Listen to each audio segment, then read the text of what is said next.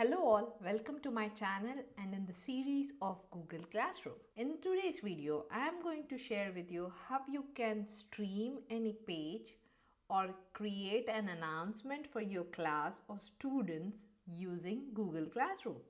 So let's see practically how you can do this. So this is our Google Classroom, which I have already created. So if you want to stream something or announce something, just you have to click here, announce something to your class. For which class you want to announce, and do you want to announce to all students? So for example, if I want to announce there will be test tomorrow and check out the following document. Once you have this, you can just add here some link or file or YouTube video or from Google Drive, any file that you want to share with the students before the class. So, and you can schedule it like at what time you want your students to be scheduled, like 8 a.m. or 9 a.m.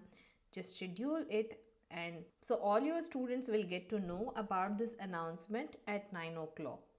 So in this way, you can stream or schedule anything which you like to update to your students and announce them beforehand using this beautiful feature of Google Classroom. Thanks for watching. Before leaving, please subscribe to my channel Tech Research for updated notifications. See you in next video. Till then, take care. Goodbye.